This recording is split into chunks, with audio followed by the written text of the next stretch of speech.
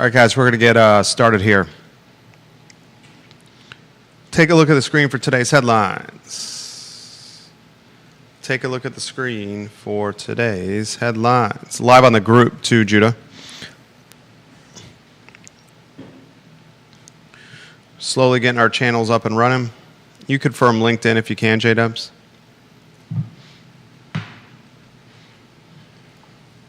A lot of news to cover yet again.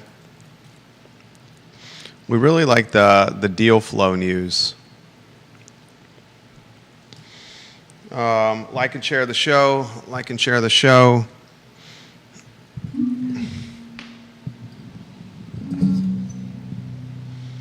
Louisa County making some serious moves, folks. Louisa County's got a lot to be proud of, driving economic development without creating infrastructure burden tied to housing. I am impressed with Louisa County. And this second data center, Judah, not straining water. How is that? A unique twist on the data center. I need to learn more about this. But the owner of the data center plans to use a closed-looped, air-cooled system rather than a water-based system. Nice. So this will keep the environmentalists from going bananas on the data center. What about electricity? Well, I mean, it's going to obviously need a lot of electricity, and I would imagine there's going to be the light pollution argument as well, because it's 24/7, 365. But it seems to have figured out the water piece. Like and share the show, guys. Like and share the show. A lot we're going to cover on the program. I'm excited for today's program. Judah, you excited for today's show? I am. Me too. We live on LinkedIn? Yep. Good. I'm going to ask you which headline most intrigues you. You have those photos, the historic 1989 photos of Blue Ridge Brewery? Just about. Fantastic. Excellent work, Judah Wickower. Excellent work. Ken Cuccinelli, not welcomed on the Board of Visitors. Definitely not. Is Glenn Youngkin floundering in his last year in the governor's mansion? This is the year everyone's going to remember. This is the year everyone's going to remember. He's certainly coming up against a lot of walls. We're going to talk about it on today's show. How about the headline on CNBC? Mark Benioff, the CEO of Salesforce, AI is doing 30 to 50% of the work at the company. Artificial intelligence is doing 30 to 50% of the work at Salesforce, ladies and gentlemen. Jesus. Retweet the show, like the show. Deep Throat, we'll get to your comments in a matter of moments. How's the temperature in Montana right now, Deep Throat? We're flirting with triple digits here in Charlottesville. The last 2 days, well over triple digits. All right, Judah Wickower, we can rock and roll when you're ready, sir. Quiet on the set. There you go. I like when you say it. Quiet on the set.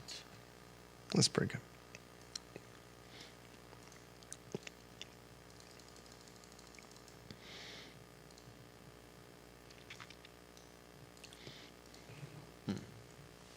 Can you pass me that cup when you count me in, if you can?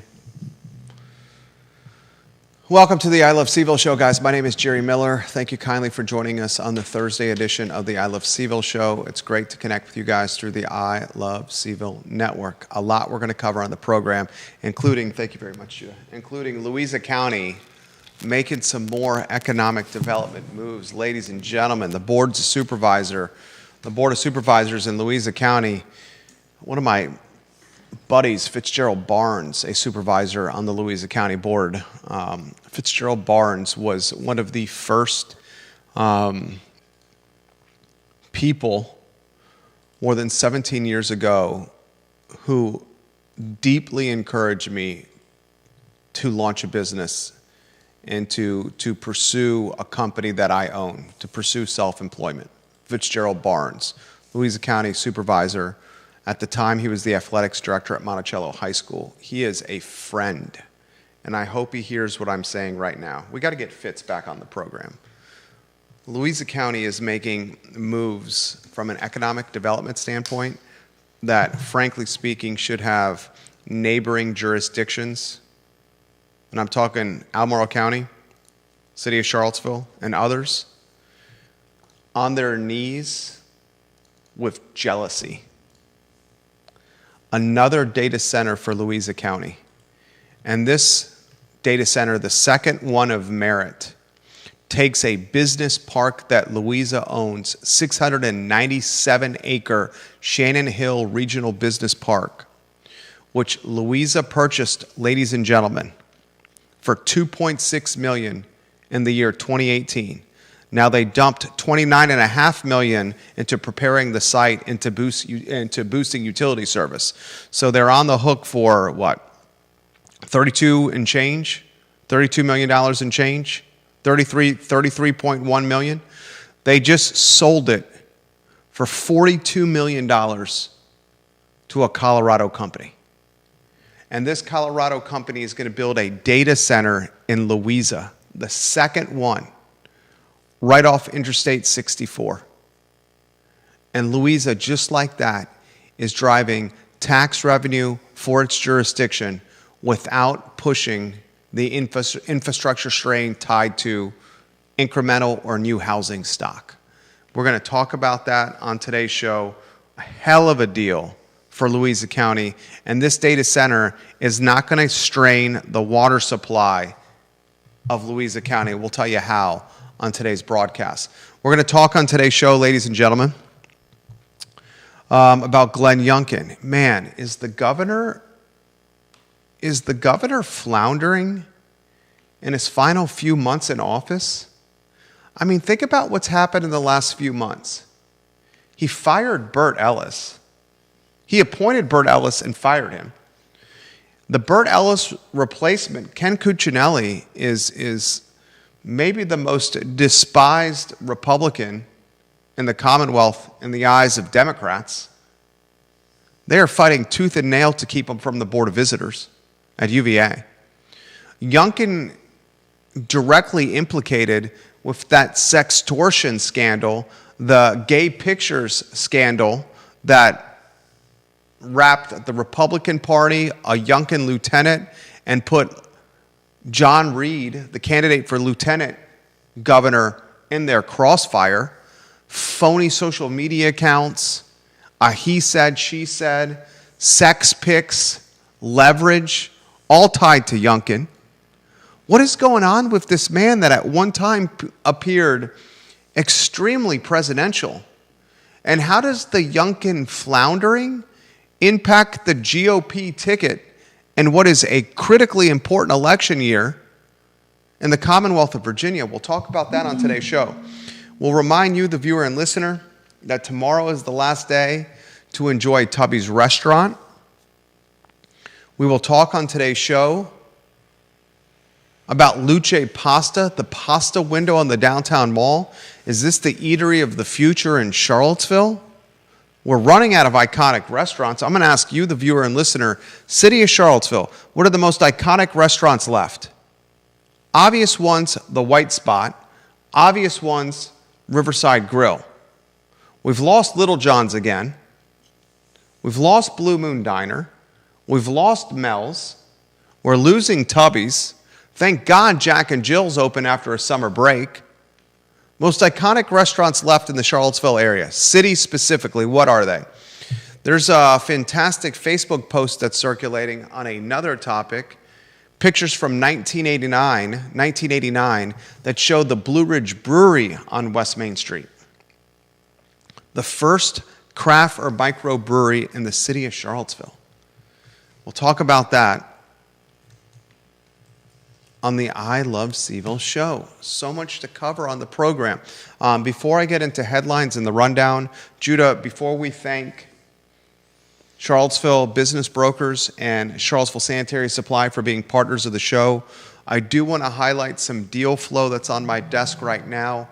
Our firm has a client in the home services category that has a established generational business with a significant fleet of branded trucks, an owner that is somewhat absentee, that is paying himself many times the median family household income, that is looking to retire. We're brokering this deal, representing the owner. If you are in the home services category professionally, looking to pursue the home services category professionally, it's a seller finance deal with reasonable terms, reasonable lease back terms as well on the headquarters. DM me, contact me, text me, email me, holler back, y'all. This deal is advantageous for someone that is an entrepreneur with a finance background or a home services background. It's a fantastic business to purchase. Judah Wickower, two-shot in studio camera. Where do we begin? Another data center in Louisa, J-Dubs. Louisa County making out like bandits with these data centers. Glenn Youngkin, I don't know if you agree or disagree with me, looks like he's floundering. Yeah.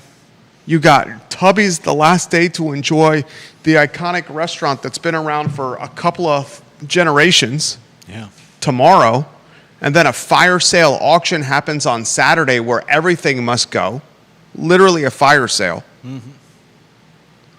I'm going to ask you, the viewer and listener, the question, is Luce Pasta, the pasta window on the downtown mall, the restaurant of the future in Charlottesville, city specifically, and how you would characterize or rank the most iconic restaurants left in the city? Boy, oh boy, a lot to cover. Which headline most intrigues you and why? I mean, I got to go with the the Louisa data center. It's pretty interesting. I'm still unclear how they'll get around the electricity portion of it. Well, they can't get around the electricity portion. It's a data center. I know that. They're getting around the water portion. I know that, but we don't often hear about the effects of the increased strain on electricity. Well, that's a fair question, especially with yesterday. Was it yesterday or the day before? The power surge that impacted cell phone towers, Verizon, cell phone providers. We had electricity, data, phone line issues with the city of Charlottesville, with Albemarle County, with jurisdictions locally. Dominion's power source in the western side of Albemarle County was down for much of Tuesday. Fair. But then there's also the fact that throughout summers across the United States, temperatures put an amazing strain on infrastructure for electricity, and this is only going to push that closer to the brink a lot sooner. Anytime there are heat issues, not to mention just the fact that any electric company, Dominion included, are going to have to start figuring how they're going to account for the extra need for electricity. The more of these that pop up, the more that strain is going to show. And probably the more they're going to charge their residential and commercial customers. Yep. The more we're leveraged with Dominion. Which means that it's one thing to cheer Louisa making a great deal on some property, as well as bringing in incremental revenue from the data center. We also have to think about how that's going to affect things. And maybe why you might want to, viewers and listeners, follow what Michael Bills is doing. He, of course, is the founder and chief investment officer at Bluestem Asset Management, LLC. He's a billionaire. He's also the founder of Clean Virginia, who's pushing very hard against the undue and harmful influence of Dominion Energy, which he calls a monopoly, which I see as certainly a monopoly. Their influence in politics across the Commonwealth, their leverage that they have over people like you and I, homeowners, property owners. In a lot of ways, leverage bleeds into extortion with what they're charging. Michael Bills and Clean Virginia, something to follow. Charlottesville Sanitary Supply, the great guys, the good guys in the business. 61 years in business, Charlottesville Sanitary Supply, John Vermillion and Andrew Vermillion. The Vermillion family is 4 generations in Albemarle County, and Charlottesville Sanitary Supply is a 3-generation run business. We were there yesterday talking to John and Andrew, and I was taken aback with how all walks of life in Albemarle and Charlottesville and Central Virginia come into Charlottesville Sanitary Supply. You have the wealthy, you have the upper class, you have the middle class, you have the working class, all in and out of Charlottesville Sanitary Supply. It's like a coffee shop for sanitary supply. And the Vermillion men servicing all these guys with a smile on their face. Yep. Charlottesville Sanitary Supply on East High Street and online at charlottesvillesanitarysupply.com. A lot we're going to cover. I mean, I think we should get into the topic. Why don't I set the who, what, when, where, why? Louisa County is selling 697 acres. I think you have 2 lower thirds you can rotate on screen. 697-acre business park, and that business park is called Shannon Hill Regional Business Park. It's right next to Interstate 64. Louisa County bought the business park in 2018 for $2.6 million. Mm-hmm. They then dumped a boatload of money into the business park. I mean, they dumped $29.5 million to prepare the business park for basically doing site work and to boost the utility service there. Yeah. $17 million in debt and $13.6 million in grants. In total, Louisa's in $2.6 million for the acquisition, $29.5 million for the site work, $32.1. Yeah. They just exited this position. Mm-hmm. And they found a company in Colorado, EdgeCore Digital Infrastructure, to buy the dirt from them for $42 million. Yep. Louisa has said with the delta, with the profits, they're going to use that to pay down debt, jurisdictional debt. This EdgeCore Digital Infrastructure company out of Colorado is the second company setting up a footprint in Louisa County. The first, you may have heard of it, Amazon. Mm-hmm. Amazon is investing billions of dollars into Louisa County. $11+ billion into Louisa County, Amazon is investing. This EdgeCore company from Colorado is using an interest, and I don't know much about data centers. I'm now learning about them. I do know that Emily Kilroy, the economic development executive from Albemarle County, joined us on the Friday edition of Real Talk with Keith Smith 2 Fridays ago, and it was very clear to me that data centers were front and center for Albemarle. So this is City of Charlottesville. I'm sorry, you're never going to have to worry about a data center. Albemarle County, you're the 6th largest county in the Commonwealth. You could consider data centers.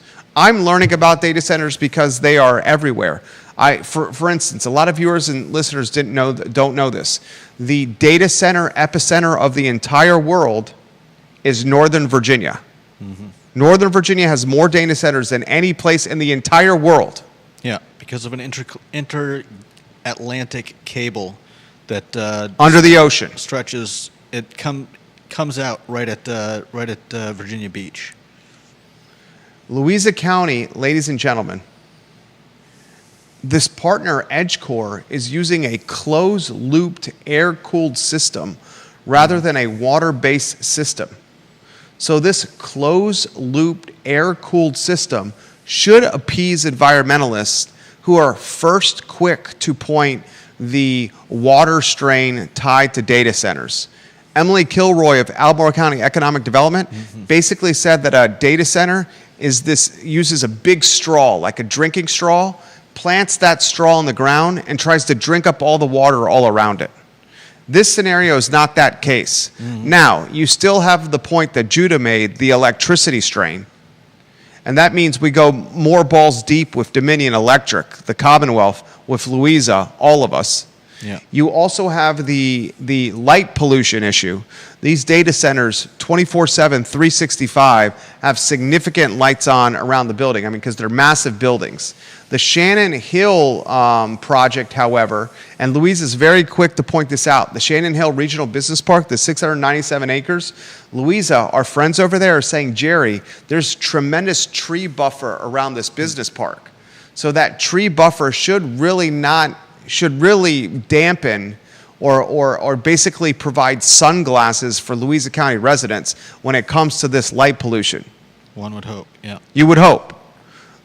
The point we need to make with this story, though, is Louisa is driving economic development, tax revenue, perpetuity tax revenue, without the strain of incremental housing construction. Yeah. I'll say it again. Louisa driving economic development without straining its government resources by approving dense housing. Without putting extra strain on traffic. Schools, Yeah. kids in schools. Mm-hmm. Many people have said the two most advantageous counties to do business in Central Virginia are Louisa and Nelson County.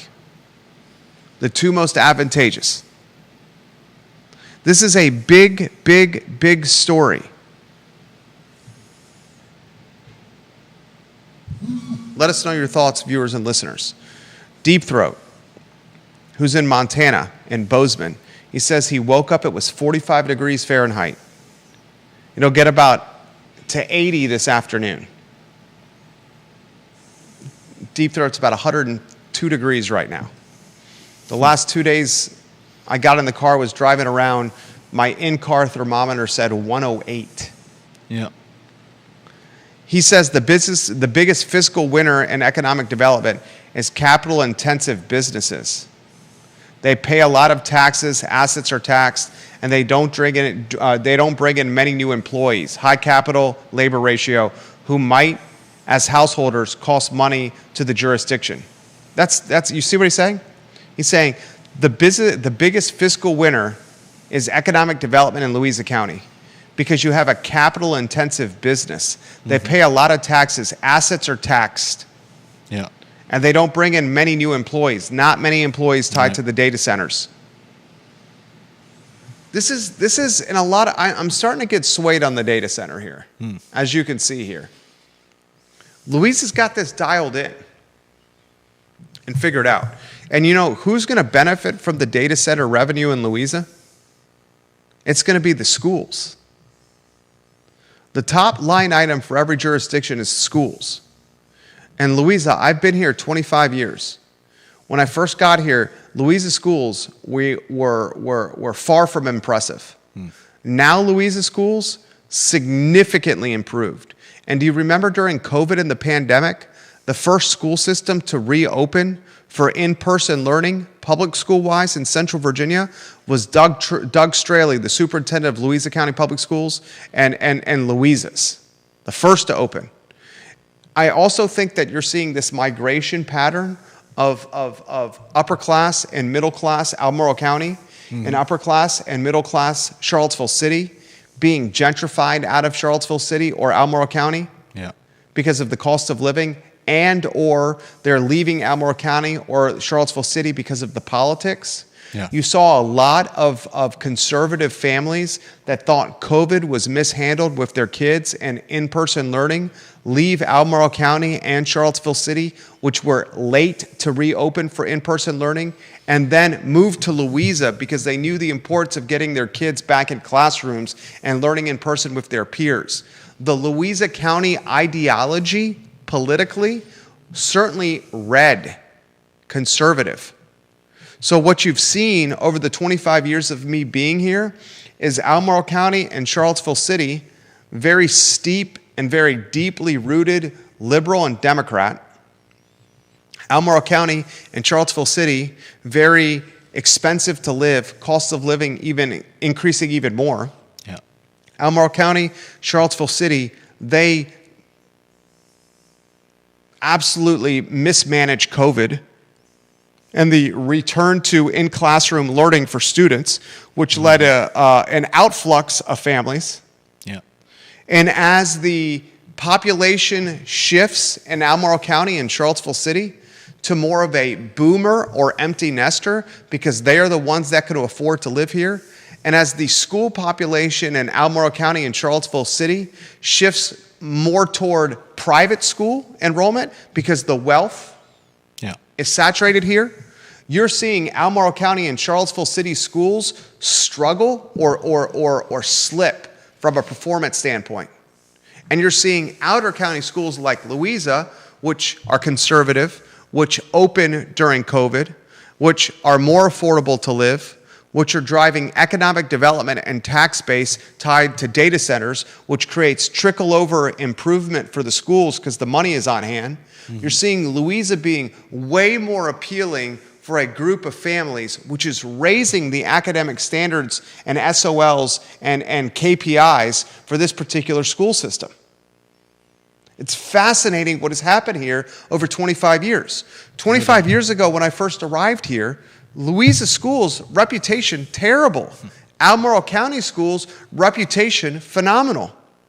Now that delta between Louisa and Albemarle County Public Schools is way more narrow. The handling of COVID, the cost of living, the politics, maybe you throw in some of the crime, has done a population shift, strengthening Louisa's educational base along with the economic development, the pro-business. Albemarle County, in a lot of ways, the opposite. Damn, what a story, viewers and listeners. Mm-hmm. Judah Wickower, thoughts, put them in the feed. I will relay them live on air. Jason Noble, Conan Owen, welcome to the broadcast. Conan Owen, the owner of the local Sir Speedy Charlottesville. You're going to start seeing more of Conan and Sir Speedy on the I Love CVille show, guys, in the next handful of days. And we're going to be highlighting what Conan is doing at Sir Speedy and the fact that this guy is an extremely connected businessman because he's doing a lot of the signage and branding work for these businesses, these real estate projects. He's going to start coming on the program as a business insider for the I Love CVille show. Judah Wickower, comments from you, and then I'll go John Blair next. And wow, a hell of a lot of comments right here in the feed. Judah, any thoughts on this? I'm excited to see where where Louisa goes with this, but I'm still leery about data centers. I feel like we may not understand the full effects for some time yet, and once they're in, I bet it's going to be very hard to get rid of them. Comments coming in. John Blair's photo on screen. He says this, Jerry, it is amazing how much money Michael Bills is about to see lit on fire. Michael Bills is also Sonia Smith's husband. Mm-hmm. These are the two biggest kingmakers, Sonia Smith and Michael Bills, in the Commonwealth. Those are my words. I'll get back to John Blair's comments. It is amazing how much money Michael Bills is about to see lit on fire. The truth is this. Data centers are being developed due to increased reliance on AI. Yeah. If the one big beautiful bill is enacted, it contains a ban on states regulating AI. The Trump administration has no interest in regulating AI. Therefore, AI is going to organically grow very quickly. That means more data centers. More data centers is going to require massive additional amounts of energy. Judah's point. Renewables cannot meet the load requirements for data centers.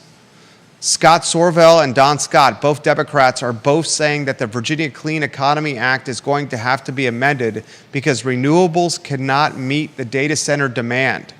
Dominion will be a big winner. Bills and Sonia Smith, well, what's the old saying about a fool and their money? John Blair also adds, I'll add that while Bills and Smith may not be fools on this issue, it's painfully obvious that their pet project, the Clean Economy Act, is unrealistic with the AI data center boom.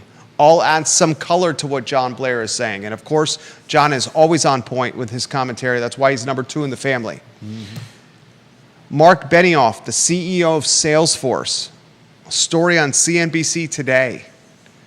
Artificial intelligence is doing 30 to 50% of the work at Salesforce, Benioff said today. I'll add a little bit more color. The top holding in my portfolio is NVIDIA? NVIDIA hit an all-time high yesterday and then surpassed that all-time high right now in this morning. NVIDIA unimpacted as of this point by tariffs, geopolitical turmoil with China, tariff beef with China, at an all-time high, the most valuable top market capitalization in any company out there, NVIDIA right now. AMD, has anyone seen what AMD has done over the last 90 to 100 days? Another key holding in my portfolio.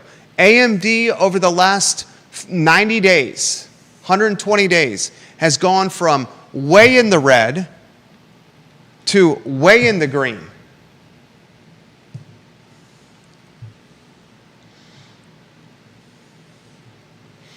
Louisa County, ladies and gentlemen. Jason Noble says this, his photo on screen. I'm sure these data centers will be at least supplementing with solar all over their buildings. Jason Noble, pushing back on your point a little bit, or offering a little perspective on your point. They could. Deep Throat, to Judah's point on power, in the EPJM interconnect, there is nothing that prevents business from generating their own electricity. Perhaps one day the data center park will have its own small modular nuclear reactor. That would be something. I'm currently with the Miller organization, early stages of consultation with an entrepreneur that is pursuing a unique business model. And his business model, solar farms. Creative, crafty, intelligent, super smart guy. Sharp as a number 2 pencil type of guy. Financing is what we may be helping him with. Solar farms. Literally farms of solar panels. Yeah, we've seen those come up in conversations, and some districts have poo-pooed them. You have to navigate the politics, the finance, but they're willing land sellers. Or another way you can structure it is some kind of lease back. Or another way you can structure it is some kind of joint venture on profit sharing. You saw this with the oil business. The landmen that would go to various land owners and say, look, let's structure some deal where you allow us to drill and you get points on the package or points of the upside. You're seeing that now with solar. The deck that was pitched to me the other day was absolutely fascinating. So much to this story before we go to the next topic. The easy parts of the story that are elementary from a reporting standpoint are this. Here are the easy parts to the story that elementary reporters are reporting. They're saying Colorado company EdgeCore Digital Infrastructure paid $42 million for 697 acres. That was a business park named Shannon Hill Regional Business Park in Louisa County. The elementary reporting is saying Louisa bought this business park for $2.6 million. They invested $29.5 million into getting the business park ready from a site work and utility standpoint. So Louisa was on the hook at $32.1 million. The elementary reporting says Louisa sold it for $42 million, and the elementary reporting says a Colorado data center company is opening the second data center brand or footprint in Louisa, the first being Amazon. That's the who, what, when, where, why, the basic reporting. Yeah. The meat and potatoes of this story is this, and this is why you watch the I Love CVille show, I think, because it's long-form content. It's the economic development piece for Louisa. As Deep Throat says, this is not labor-intensive, so you don't need the housing to be built to accommodate the workforce. As Deep Throat highlights on this program, this is an economic development winner for Louisa County because they have a lot of assets which are taxed. Yeah. They're going to be paying these taxes in perpetuity once the data center is set up. The meat and potatoes, the real true aspect of this story is Louisiana's finding a huge driver of taxes for its county, which is going to further strengthen the public school system. Public schools, the number one line item for every jurisdiction. Yeah. The meat and potatoes, the true story of this is Louisiana being extremely pro-business, Louisiana not needing housing to drive economic development or population uptick, which means quality of life and green space for current residents in Louisiana. No traffic, no environmental concerns, less environmental concerns, yes, some with the data center. The real story here is what Louisiana has done in the last 5 or 6 years since COVID, when they were the first to open the public schools, Albemarle County and the city of Charlottesville, the last in central Virginia, the conservative nature of Louisiana politics, the liberal nature of Albemarle and Charlottesville city politics, and how you're seeing an influx of the middle class from Albemarle and Charlottesville to Louisiana. Spring Creek. Has anyone seen the Spring Creek neighborhood across from Lowe's, across from Walmart? A gated golf course community, rich in amenities, 600,000 starting point for a house, $2 million the ceiling for a house in Louisiana County on 64, 18 minutes from the downtown mall. Closer to Richmond. Bullish, Louisiana, wowzers. Yeah. Next headline, Judah Wickhauer. What do you got? Is Governor Youngkin floundering? Oh, we got to get to that story. And Jason Noble says, solar has come a long way. You could easily power your house now for less than $10,000, including battery backup. Janice Boyce Trevelyan says, we are a farming community in Louisiana and want to stay that way. No solar on the Amazon project. And those solar farms are all over Louisiana as well. They kill farms as well. Yeah. Take up a lot of land. Vanessa Parkhill said, Albemarle used to trend red when I moved here in 1990. Now it's as blue gets. Yeah. All right, you want to set the stage for Youngkin? It's the last year is what we remember of Youngkin. Yeah. It's not how he managed COVID. It's not how he took the Commonwealth out of COVID and created a pro-business Commonwealth. And he's done a great job creating a business ecosystem in the Commonwealth. It's the last year we remember. And correct me if I'm wrong, what we remember from Louisa, correct me if I'm wrong, what we remember of Youngkin, is the Burt Ellis fiasco. Yeah. The John Reed fiasco. What remember of Youngkin is what? The Ken Cuccinelli fiasco. What we remember of Youngkin is the lieutenant governor candidate Reed. And the fact that Youngkin's lieutenant, the guy that is most attributed to getting Youngkin elected, was directly linked or implicated with creating fake social media accounts, with sextorting Lieutenant Governor candidate Reed with gay pictures, fake social media accounts, and threats to get him to drop out of a race. Politics as usual. What's going on with the governor here? Yeah. He goes from presidential to being... I never saw him as presidential, but... I know you didn't. A lot of people did, though. What's going on with your boy? My boy. My boy is maybe showing his true colors. Less of a grip than he thought he had, and making some missteps that his opponents will certainly capitalize on. Here's the question I have. With how Youngkin is floundering right now, Ken Cuccinelli, Board of Visitors, Burt Ellis, Lieutenant Governor candidate Reed, what is the impact of Youngkin's floundering going to do for the GOP ticket this election cycle? The GOP ticket has got as much competition as it's had in a little while. You have the Trump effect in Northern Virginia, where he's devastated a lot of the economy. Yeah. You have a Democratic ticket that looks pretty damn strong right now. What's the impact of Youngkin floundering going to have come November? Is the prediction clean sweep? And how significant of the sweep? I mean, does it go beyond governor, lieutenant governor, attorney general? How many delegates does it include? How many other races get caught up in this sweep?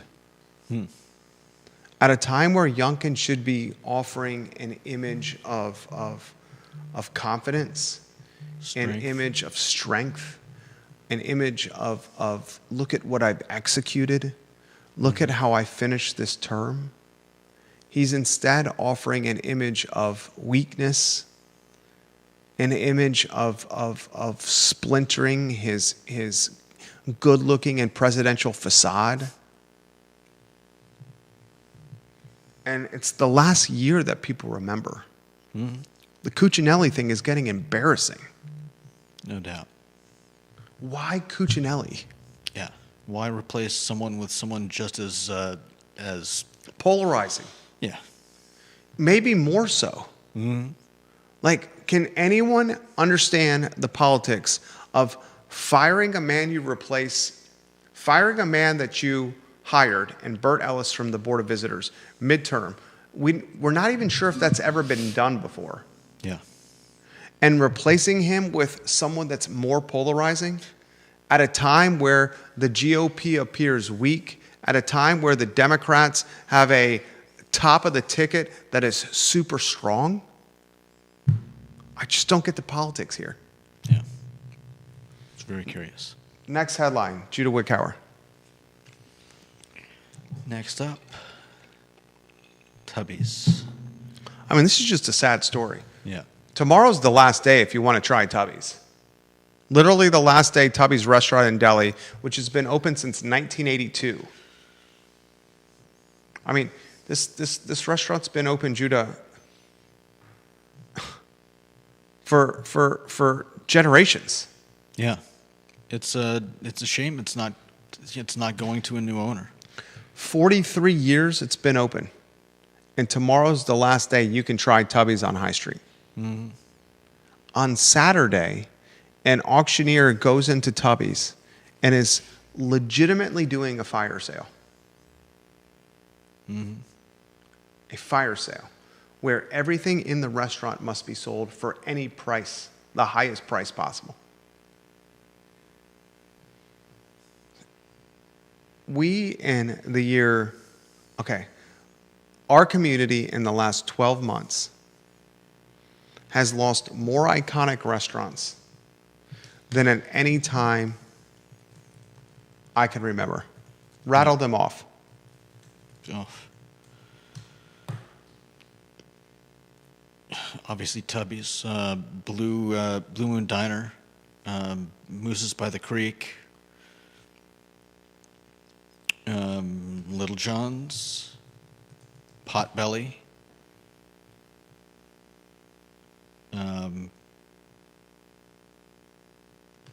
we've got Lumpkins Chicken.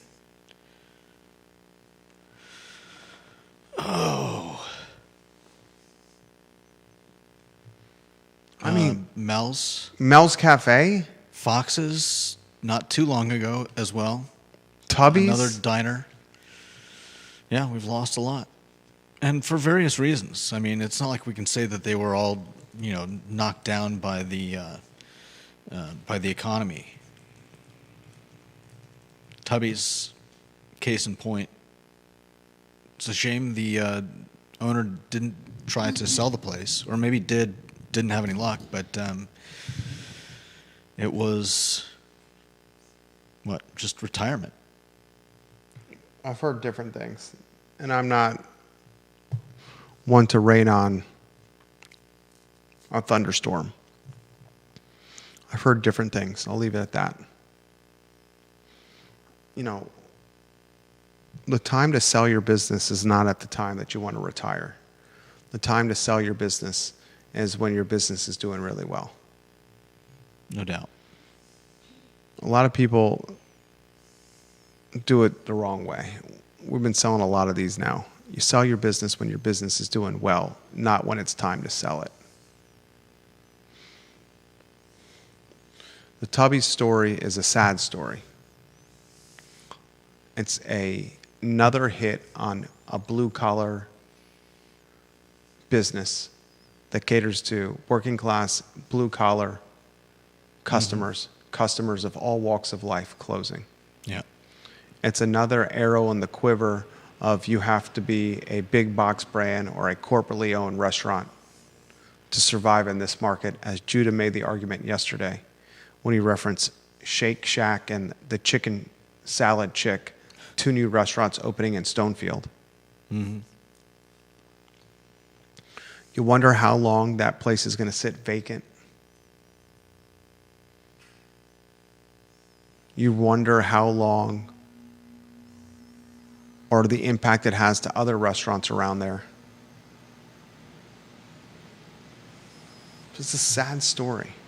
And it leaves us with the question, as you put the lower third on screen, what are your iconic restaurants left in Charlottesville?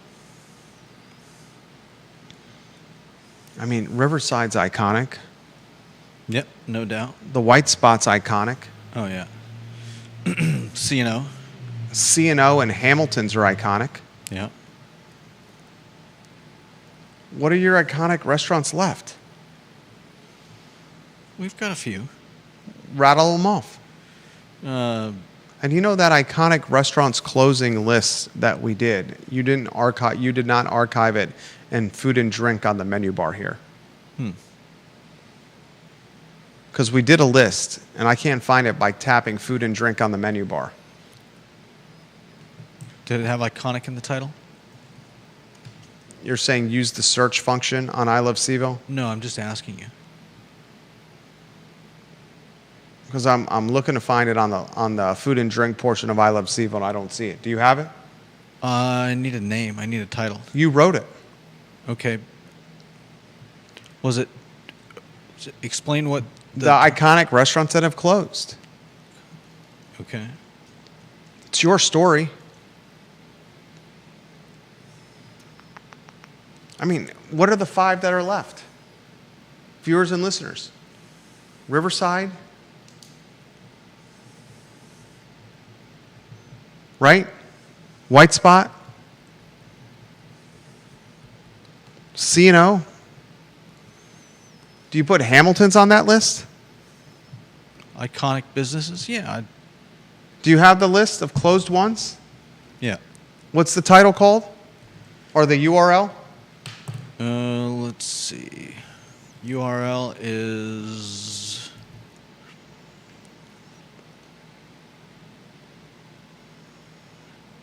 /closed. ilovecville.com/closed. Yeah.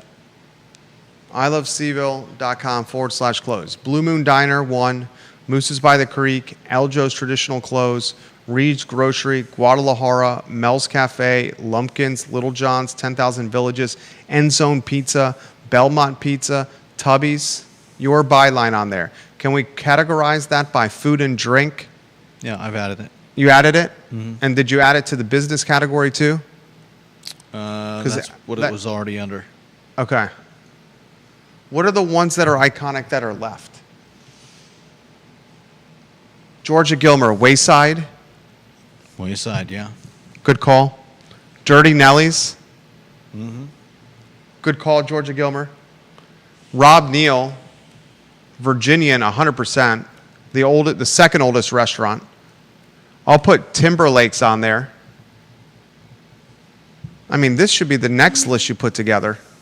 Rob Neal also says Miller's, Continental Divide, Villa, Vita Nova. Vivace. Vivace, is that? Vivace's Albemarle County. That's not CVille City. No.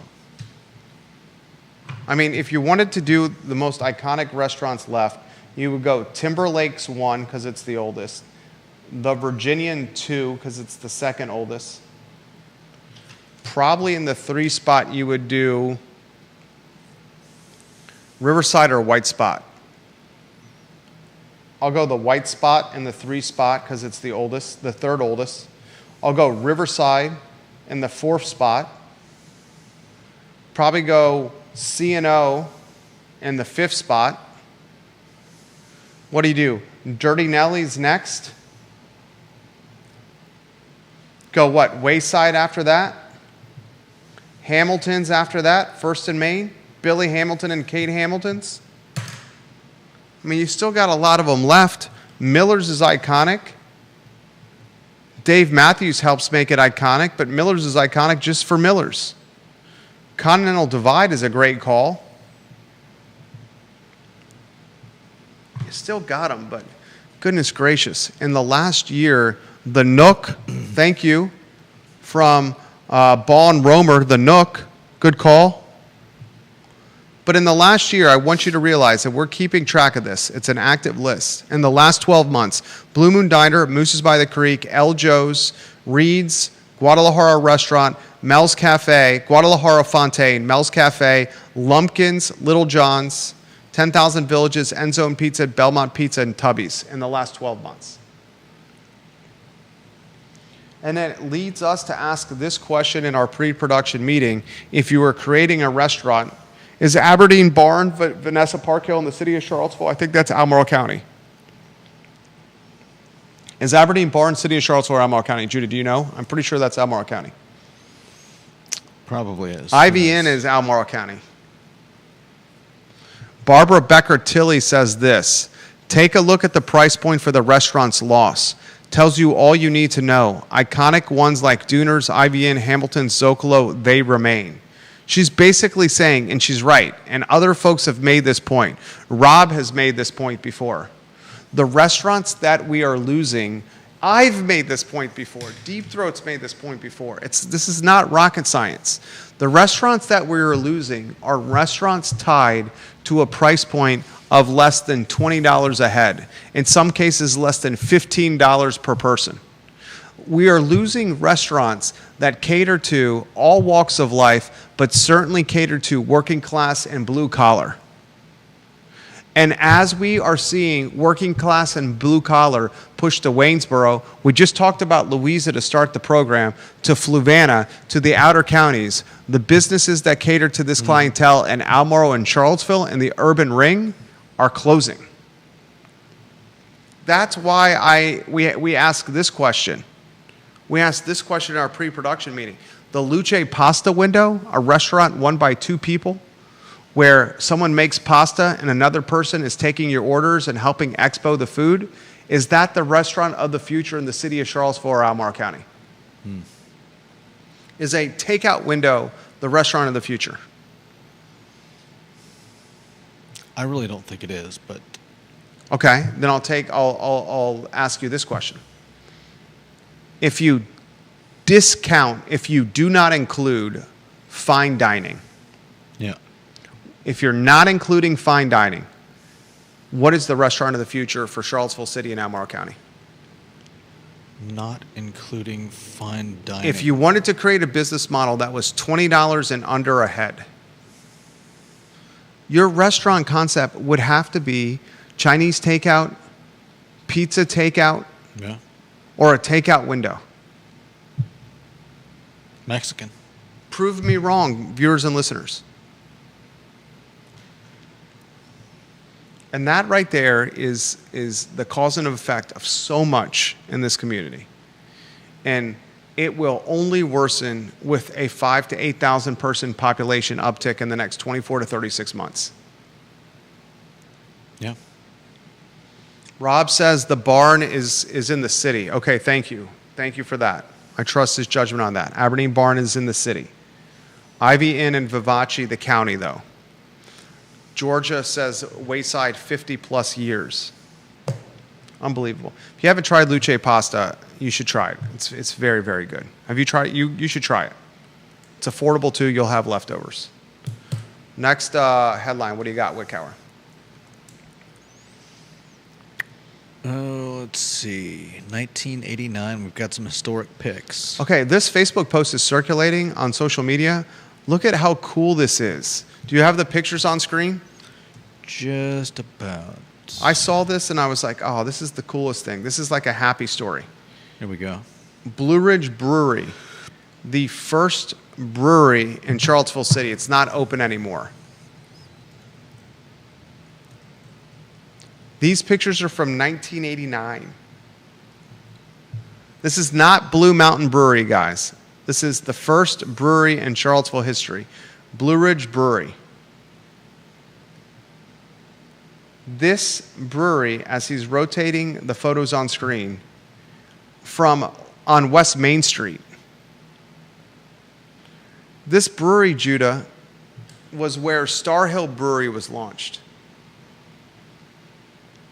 Star Hill Brewery, let's see, I always confuse this. I'm pretty sure it's South Street Brewery is the oldest brewery in Charlottesville. Okay, you ready for this, Judah? South Street Brewery, 1998 opening for South Street. Write down 98. Star Hill Brewery. When did it open? September 99 for Star Hill. So South Street is your oldest brewery. 1998 for South Street Brewery, the oldest and still running brewery in Central Virginia. South Street at 1998. There's a great trivia question for your cocktail party this weekend. Star Hill opened in September of 1999. South Street opened in 1998. Star Hill in September of 1999. So South Street is your oldest. The photos Judah is showing on screen are, ladies and gentlemen, from 1989. These photos that he's showing on screen for Blue Ridge Brewery are 10 years before South Street even opened. Rotate those photos. On West Main Street, where Star Hill eventually opened. That is bananas. This brewery was the textbook first to market or before their time. There's so many examples in history of first to market gets slaughtered. Evergreen with what it did at 303 Alderman Road. First to market slaughtered. Friendster and MySpace, first to market slaughtered. Blue Ridge Brewery, before their time. Unbelievable. I love these history stuff, though. Charlie Papazion. Credit to Charlie Papazion for creating this Facebook post that got me really thinking. All right, Judah, what else you got? Any other headlines, or are we out of here? Oh, let's see. Yeah, that's pretty much it. I'll close with this. If you're looking for executive office space in any capacity, Route 29, downtown, Midtown, anywhere in Central Virginia, really, let us know. Executive office space from $350 a month to $975 a month. We have some even higher, but that's really kind of the window that you're looking for executive office space. If co-working is not for you, we have so much executive office space, ladies and gentlemen, from $350 to $975 a month. 1-year leases, security deposit equivalent to first month's rent, and just about all cases, utilities are covered. Send me a DM, call me, text me, holler at me. We'll get you into some executive office space. I just found some space for a fantastic businesswoman out of Blacksburg that's looking to hang a shingle here in Charlottesville, and we got her on a fantastic executive office space for $595 a month. She even bought the furniture of the outgoing tenant. Literally got that lease signed today. And I'll close with this as well. I'm looking for a buyer for a business in the home services category. This business has fantastic top-line revenue. It's an absentee owner at this point looking to retire, and a business that is nearly 20 years of successful service locally. Non-disclosure agreement's going to be required, proof of funds required before I get you financials, seller finance deal opportunity, 10-year balloon, 10-year amortization schedule, fixed interest rate, down payment for about 30% of acquisition price. Let me know if this appeals to you. I can get you some more details. We will vet you before we get you those details, though. Judah Wickhauer, Jerry Miller, the I Love CVille show, where we're just trying to be the water cooler of conversation. That's all we're trying to do. Friday, our last day of the week. So long, everybody. Tomorrow, Friday, our last day of the week. So long, everybody.